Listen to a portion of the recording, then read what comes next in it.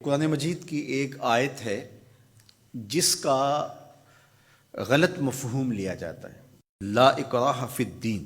تو اس کا جو مفہوم لیا جاتا ہے عمومی طور پہ وہ یہ ہے کہ دین میں کوئی جبر نہیں ہے، اور جبر سے مراد مذہب بیزار طبقہ یہ لیتا ہے کہ کسی قسم کا کوئی قانون اور کوئی ضابطہ جو مذہب عائد کرتا ہے وہ نہیں ہے۔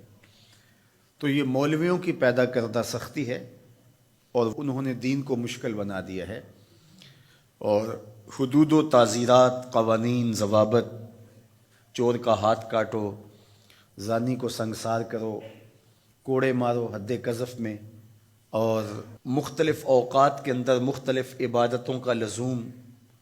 تو یہ کیا ہے جب قرآن کہتا ہے لا اکراہ فی الدین، دین میں کوئی سختی نہیں ہے، کوئی جبر نہیں ہے، جو مرضی کرو؟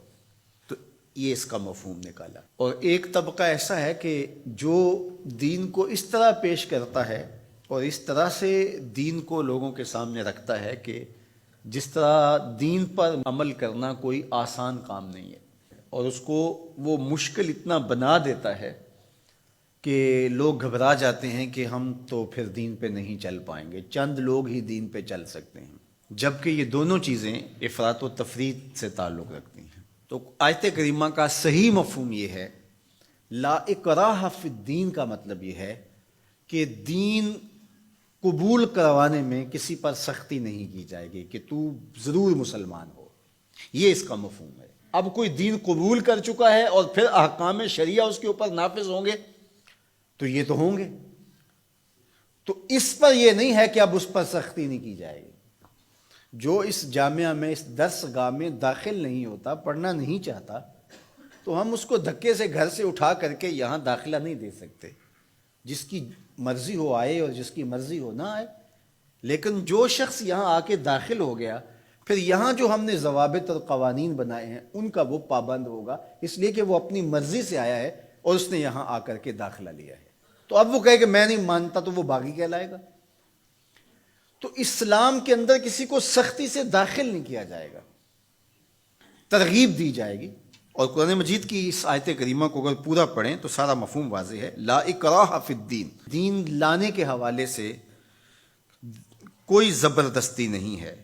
قد تبین الرشد من الغی، ہدایت کا راستہ گمراہی سے ممتاز ہو کے واضح ہو چکا ہے۔ اب جس کا جی چاہے وہ ایمان لائے اور جس کا جی چاہے وہ کفر کرے، یہ اس کی مرضی ہے۔ اگر اللہ چاہتا تو کسی کے دل میں کفر پیدا ہی نہ ہوتا، سب مسلمان ہوتے، لیکن اللہ تعالیٰ جل شانہ کی حکمت یہ نہیں ہے۔ انا ہدیناہ السبیل اما شاکرا و اما کفورا، ہم نے حق کے راستے واضح کر دیے، اب جس کی مرضی ہو وہ کفر کے راستے پہ چلے، جس کی مرضی ہو وہ اسلام کے راستے پہ چلے۔ اس کی اس مرضی کی وجہ سے ہی تو جزا و سزا ہے۔ اگر اس کی مرضی سلب کر لی جائے اور وہ ایمان لانے پہ مجبور ہو تو پھر اس کا یہ کمال کون سا ہوا؟